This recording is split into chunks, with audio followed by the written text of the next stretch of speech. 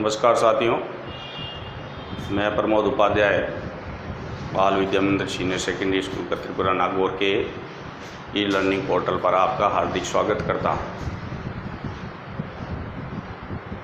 आज हम इस वीडियो के अंदर कक्षा 9th जो है उसमें विषय हिंदी और अध्याय 9 जिसका नाम है साखियाँ व शब्द, कबीरदास द्वारा रचित है। अध्याय 9 कक्षा 9 के विषय हिंदी में दिया हुआ है। तो ये पद्य भाग है कक्षा 9 का, साखियाँ और शब्द। यहीं से पद्य भाग शुरू होता है। तो हम सबसे पहले पद्य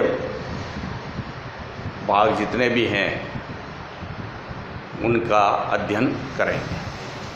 तो सबसे पहले हम लेते हैं कबीरदास कौन थे और इनका जीवन परिचय क्या है, यानी इनका जीवन काल कैसा था।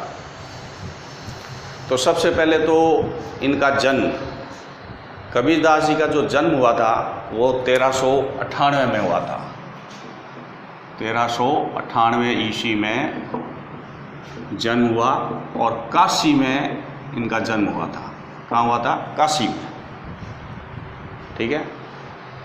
तो इनका जो जन्म हुआ था एक विधवा ब्राह्मणी की कोख से जन्म इन्होंने लिया था और संसार के लोकलाज से विधवा ब्राह्मणी ने इनको एक लहर तारा नामक तालाब के किनारे रख दिया था। लोक लाज से बचने के लिए इन्होंने इस प्रकार का विधवा ब्राह्मणी ने कार्य किया। ठीक है। फिर इनके जो लालन पालन हुआ था, वहाँ तालाब के किनारे एक नीरू और नीमा नामक मुसलमान दंपति पहुँची थी और उन्होंने उनको कबीरदास जी को घर ले गए और उनका लालन पालन किया। यानी पालन पोषण नीरू और नीमा जो एक मुसलमान दंपति थी, उन्होंने इनका पालन पोषण किया। और इनका जो जीवन काल था उसमें रामानंद के संपर्क में आए थे, तो वो उनके गुरु बन गए और उन्होंने रामानंद से गुरु दक्षिणा ग्रहण की और उनके जितने भी उपदेश थे उनको उन्होंने ग्रहण किया। इन्होंने 120 वर्ष की आयु प्राप्त की थी। यानी 120 वर्ष तक ये जीवन में रहे और 1518 ईस्वी में इनका देहावसान हो गया था। कबीरदास जी की जो रचनाएं हैं, कबीरदास जी की रचनाओं में कबीर ग्रंथावली सबसे बड़ी रचना के रूप में मानी जाती है। और 3 काव्य संग्रह हैं इनके, जिसमें है बीजक, रमेनी और शब्द। ये 3 इन्होंने काव्य संग्रह रचे हैं। और इनके साहित्यिक विशेषताओं के बारे में जाना जाए तो ये बड़े ही ईश्वर प्रेमी थे और ज्ञान, वैराग्य, गुरु भक्ति, सत्संग और साधु महिमा के साथ आत्मज्ञान और सांसारिक व्यवहार पर कबीर ने खरी भाषा शैली में अपने विचार प्रकट किए थे। ठीक है। और सच्चे प्रेम और ज्ञान से ईश्वर को प्राप्त करने का इन्होंने उपदेश दिया था कि सच्चे मन से जो भक्ति करता है, सच्चे मन से ईश्वर को पुकारता है, तो वह ईश्वर की उसको प्राप्ति होती है, ये इनका कहना था। तो इस तरीके से इनका जो जीवन काल था वो भक्ति मार्ग पर चल पड़ा। तो उसी के आधार पर इन्होंने जो बीजक और अमेनी और शब्द लिखे हैं, उनमें से साखियाँ और शब्द आपके इस अध्याय 9 के चैप्टर में उल्लेखित हैं, जिसमें से मैंने अब आज के वीडियो में 3 दोहे कबीरदास जी के साखियों से यहाँ पर लिखे हैं, उनके बारे में आज चर्चा करेंगे और इनकी व्याख्या करेंगे। तो इस प्रकार से सबसे पहले साखियों में पहला दोहा जो है कबीरदास जी का, वो इस प्रकार से है। मान सरोवर सुबर जल हंसा केली कराई, मुक्ता फल मुक्ता चुगे अब उड़ी अनंत ना जाई, अनंत ना जाही। दूसरा दोहा है। प्रेमी ढूंढत में फिरो प्रेमी मिले न कोई, प्रेमी को प्रेमी मिले सब विष अमृत होए। ठीक है। तीसरा दोहा है। हस्ती चढ़िए ज्ञान को सहज दुलीचा डार, स्वान रूप संसार है भूकन दे चकमार। तो इस प्रकार से ये 3 दोहे आज मैंने दोहे जो हैं वो आज इस वीडियो में मैं आपको इसके बारे में बताऊंगा। तो इसका जो प्रसंग है, यानी इस दोहे पहले दोहे में क्या लिखा हुआ है, तो इसका जो हम प्रसंग लिखेंगे, संदर्भ लिखेंगे, तो इस प्रकार से लिखेंगे कि प्रस्तुत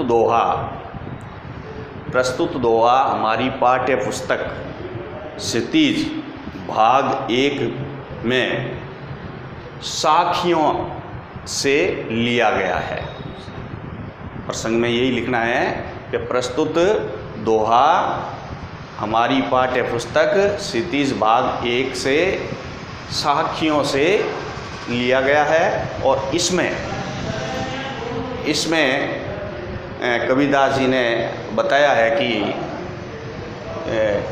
ईश्वर साधना में जो लीन रहता है, ईश्वर प्रेम या ईश्वर भक्ति में जो लीन रहने वाले साधक होते हैं,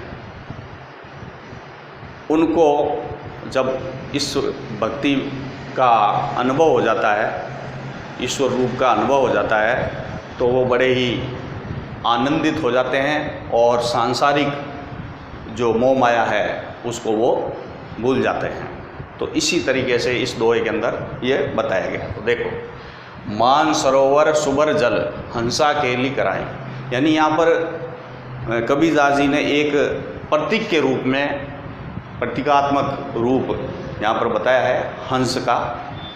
मनुष्य का जो भक्ति मार्ग जो होता है वो उसे प्राप्त हो जाए और उसका जब उसे अनुभव हो जाए तो उसका मन किस प्रकार का हो जाता है, तो वो चीज़ इसमें बताई गई है कि मान सरोवर सुबर जल हंसा केली कराई, यानी मान सरोवर जो होता है उसके अंदर हंस क्या करते हैं, मान सरोवर के अंदर ही रम जाते हैं। मान सरोवर जिसमें स्वच्छ जल भरा हुआ रहता है और शुद्ध पानी होता है, उसमें हंस क्या करते हैं, हंस केली कराई, यानी हंस उसके अंदर, हंस एक मानसरोवर में रहने वाला एक पक्षी जिसको कहते हैं जलचर है, और वो जल में ही वहीं उसको आनंद मिलता है। इसलिए हंसा केली कराई, यानी हंस जो होते हैं उस मानसरोवर जल के पानी में, जल में क्या करते हैं, क्रीड़ा करते रहते हैं। केली यानी क्या होता है, क्रीड़ा।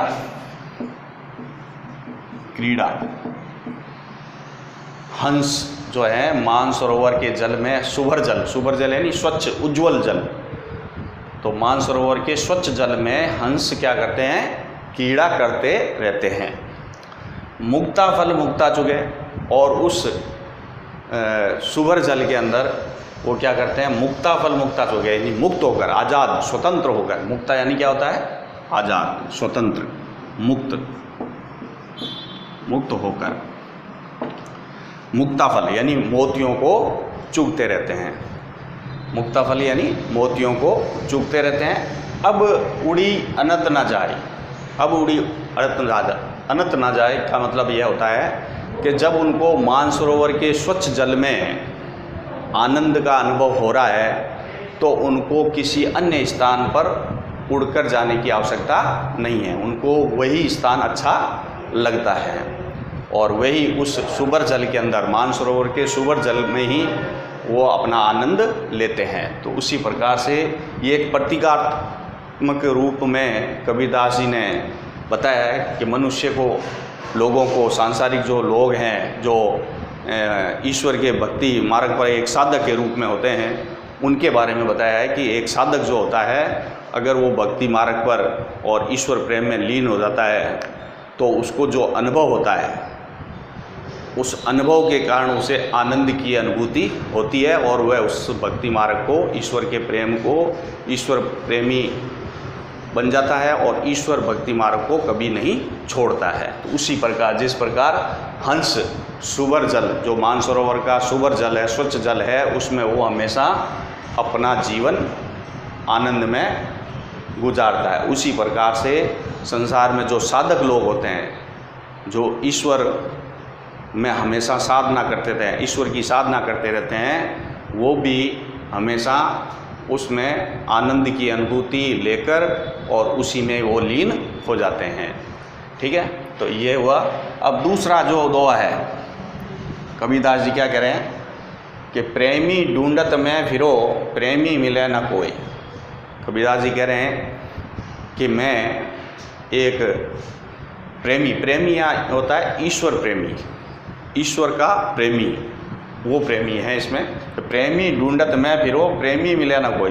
कबीरदास जी कहते हैं कि मैं इस संसार के अंदर ईश्वर प्रेमी को ढूंढने चल पड़ा, लेकिन मुझे कभी भी ईश्वर प्रेमी नहीं मिला, यानी उसकी खोज में निकला लेकिन मुझे ईश्वर प्रेमी नहीं मिला।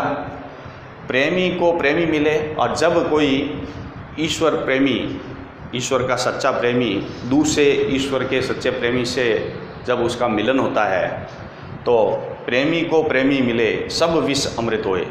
जब ईश्वर प्रेमी का दूसरे ईश्वर प्रेमी से जब मिलन होता है तो क्या होता है कि जितने भी उसके मन के अंदर जो अवगुण होते हैं, अवगुण रूपी विष जो होता है, सब विष अमृत होए।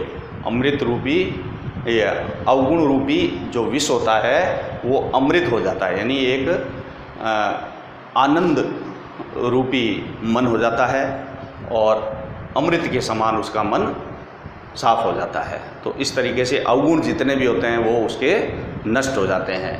यानी एक ईश्वर भक्त प्रेमी जो होता है, ईश्वर भक्ति करने वाला जो प्रेमी होता है, दूसरे ईश्वर भक्त प्रेमी को का जब मिलन होता है तब अवगुण जितने भी होते हैं वो मन से दूर हो जाते हैं। यानी अवगुण रूपी जो विष होता है, जहर जो मन के अंदर होता है वो दूर हो जाता है और अमृत हो जाता है। उसका मन कैसा है? आनंद में हो जाता है। तो इस तरीके से इस कबीरदास जी ने इस दोहे में यही बताया है कि हमेशा ईश्वर की साधना करते रहना चाहिए। ईश्वर का जो ईश्वर की जो साधना करता है उसका प्रभाव आनंद में होता है। तीसरा है हस्ती चढ़िए ज्ञान को सहज दुलीचा डार। हस्ती चढ़िए ज्ञान को सहज दुलीचा डार, स्वानर रूप संसार है भूकन दे जगमार। तो इस सब में प्रसंग जो है वो प्रसंग तो आपको सभी के अंदर एक जैसा ही है, लेकिन थोड़ा सा इसमें अंतर होता है। वैसे तो सभी में यही लिखना है कि प्रस्तुत दोहा पाठ्य पुस्तक क्षितिज भाग 1 से 1 में साखियाँ से ये पद, ये दोहा लिया गया है। और इसमें फिर उसके बाद में थोड़ा बहुत अंतर होता है कि जैसा कि इस दोहे के अंदर जो बताया गया है वो चीज़ उसमें लिखनी होती है। तो हस्ती चढ़िए ज्ञान को सहज दुलीचा डार, स्वान रूप संसार है भूकन दे जगमार। तो इसमें कबीरदास जी ने कहा है कि भाई जो लोग होते हैं जो हमेशा ईश्वर के साधना में लीन होते हैं, उनको हमेशा ज्ञान की ओर बढ़ना चाहिए और ज्ञान और ईश्वर प्रेम की ओर जो बढ़ता है उसमें संसार के जितने भी जो द्वेष भावना रखते हैं इसके प्रति, वो हमेशा भोंकते रहते हैं। तो इसमें कबीरदास जी ने यही बताया कि हमेशा ईश्वर प्रेम और ज्ञान के मार्ग पर हमेशा बढ़ते रहना चाहिए। तो इसमें व्याख्या यही होगी, हस्ती चढ़िए ज्ञान को, यानी एक कबीरदास जी कहते हैं कि लोगों को जो ईश्वर में सच्चा विश्वास रखते हैं, ईश्वर भक्ति में जो विश्वास रखते हैं साधक, उनके बारे में बताया है कि हस्ती चढ़िए ज्ञान को, यानी एक उन जो साधक जो लोग होते हैं वो ज्ञान रूपी हाथी पर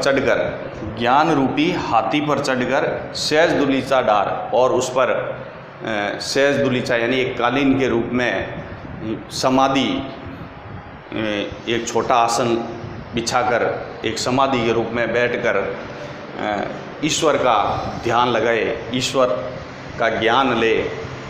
स्वान रूप संसार है, क्योंकि इस प्रकार का जो ईश्वर के मार्ग पर चलने वाला जो साधक होता है उसका संसार के अंदर कई द्वेष भावनाएं रखते हैं। तो स्वान रूप संसार है कि इस संसार के अंदर जो लोग इसके प्रति द्वेष भावना रखते हैं साधक के प्रति, भूकंद है जकमार, यानी उनकी कोई चिंता नहीं करनी चाहिए, उन साधक को चिंता नहीं करनी चाहिए, हमेशा आगे ज्ञान रूपी मार्ग पर आगे बढ़ते रहना चाहिए। तो इस तरीके से स्वान रूप संसार है। कबीरदास जी कहते हैं कि संसार में तो लोग एक कुत्ते के समान होते हैं जो हमेशा भूकंद है जकमार, यानी जो हमेशा हाथी के पीछे भौंकते रहते हैं। जो हाथी का मतलब यहाँ क्या है, ज्ञान रूपी हाथी। ज्ञान रूपी हाथी पर चढ़कर साधक लोग क्या करते हैं, उसके ऊपर बैठकर सहज यानी स्वाभाविक रूप से, सहज यानी क्या होता है, स्वाभाविक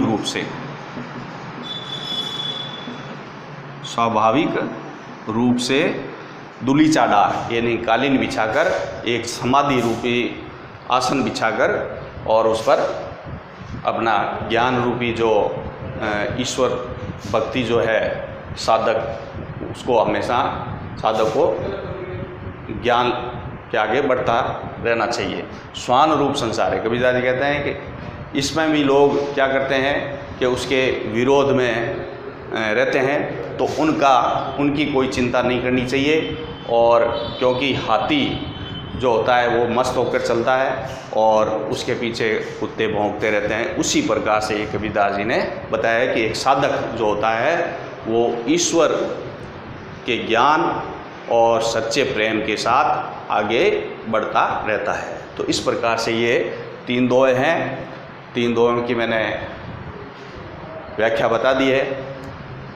आपको इसमें नोटबुक में आगे मैं बताऊंगा कि किस प्रकार से करना है। कि नोटबुक में ये जैसे पहला दोहा उतारा और उसके बाद प्रसंग लिखा और फिर उसके बाद व्याख्या लिखनी होती है। तो इस प्रकार से अलग अलग प्रसंग होंगे तीनों के और अलग अलग व्याख्या होगी।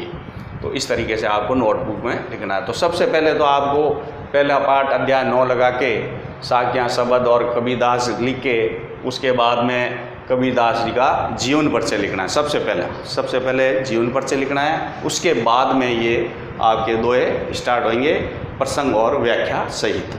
ठीक है, तो वो मैं वीडियो में आगे की वीडियो में बताता रहूँगा कि किस प्रकार से ये कार्य करना है। ठीक है, आज के वीडियो में इतना ही। कल के वीडियो में और आगे जो दोहे हैं कबीरदास जी के उसके बारे में चर्चा करेंगे। ठीक है, धन्यवाद।